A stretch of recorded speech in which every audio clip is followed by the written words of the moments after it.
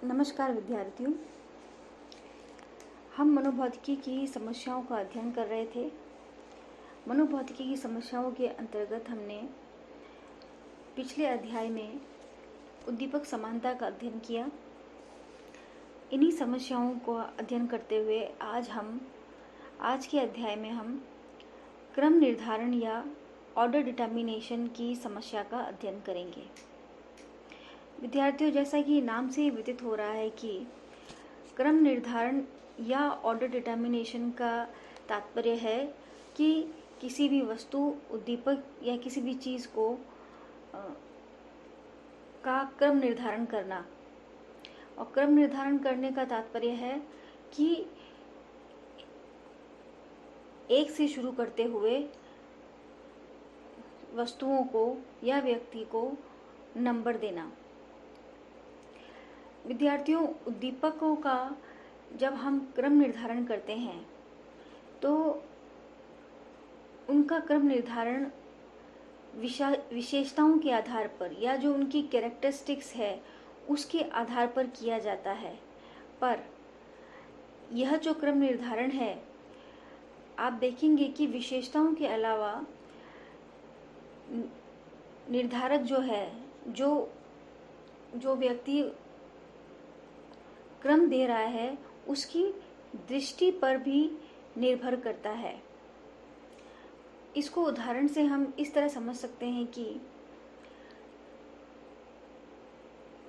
आप जब पढ़ते हैं कॉलेज में या स्कूल में, तो आप कई तरीके के टीचर्स से इंटरेक्ट करते हैं। यदि मैं आपको ये कहूँ कि जितने भी टीचर्स से आपने इंटरेक्शन किया है उनमें से आपको कुछ टीचर्स को क्रम निर्धारण करना है, तो विद्यार्थियों, जब आप इन अध्यापकों का क्रम निर्धारण करेंगे तो क्रम निर्धारण करते वक्त आप अध्यापकों की विशेषताओं के आधार पर उनको श्रेणीबद्ध करते हैं। और श्रेणीबद्ध करने में आप किसी भी एक अध्यापक को पहले 1 नंबर देंगे, फिर दूसरा क्रम देंगे, फिर तीसरा, चौथा, और इस तरीके से अगर 10 तक आपको क्रम निर्धारण करना है तो आप 1 से लेकर 10 तक उन अध्यापकों का क्रम निर्धारण करेंगे।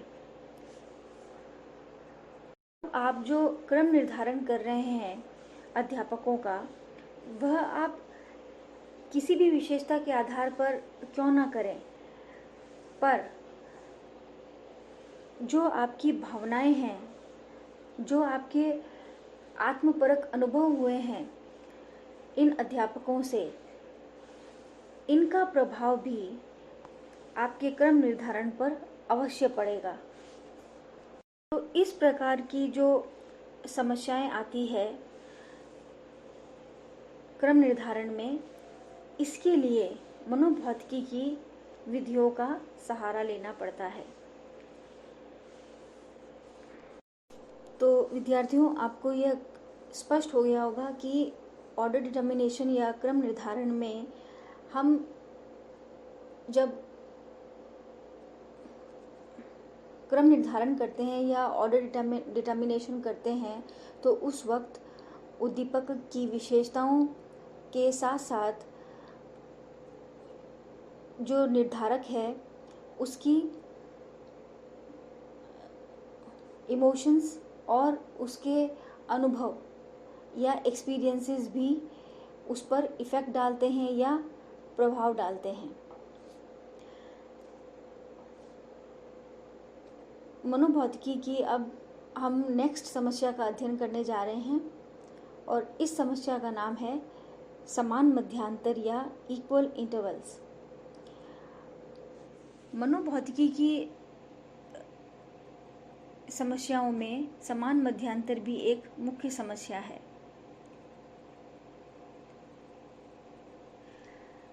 जितने भी अनुभव हमें ज्ञानेंद्रियों से प्राप्त होते हैं, इन सभी में मध्यांतर की समस्याएं पाई जाती है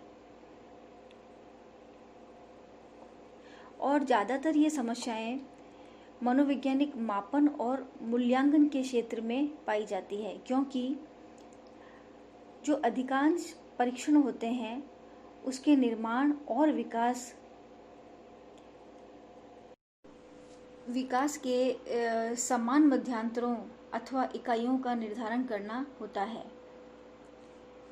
विद्यार्थियों, जब हम किसी भी अनुक्रिया का मापन करते हैं या किसी भी रिस्पॉन्स का मेजरमेंट करते हैं तो उसमें समान मध्यांतर की समस्या जरूर निहित होती है।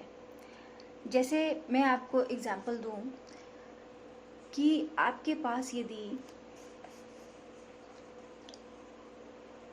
कागज के 2 नीले कलर के टुकड़े हों, ये जो 2 कागज के टुकड़े हैं उसमें से एक टुकड़ा जो है वो गहरे नीले रंग का होगा तथा दूसरा जो टुकड़ा होगा वो हल्के रंग का होगा।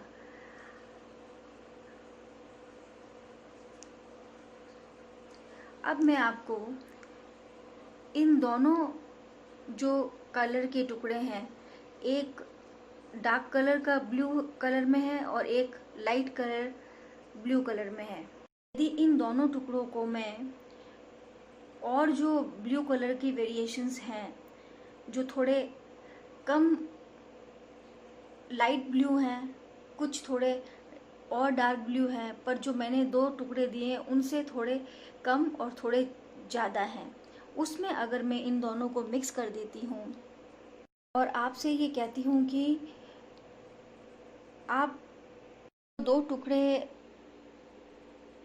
कागज़ के मैंने आपको दिए हैं, हल्के कलर के और डार्क कलर के, इनके मध्य का जो कलर है उसको आप कलर जो है उस कागज़ को आप मुझे निकाल कर दें। इस तरीके की समस्या में मध्यांतर की जो समस्या है वह उत्पन्न होती है।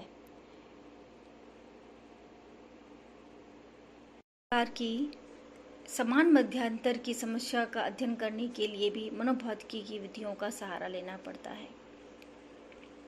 समान मध्यांतर को दर्शाने के लिए आप देखेंगे कि अगले चित्र में समान मध्यांतर की समस्या को दर्शाया गया है। जो उदाहरण मैंने अभी आपको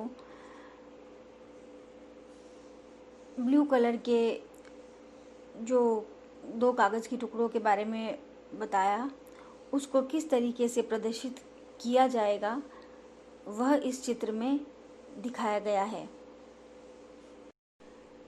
आप देखेंगे कि चित्र में मानदंड के सभी मध्यांतर जो हैं वह समान अंतर पर हैं।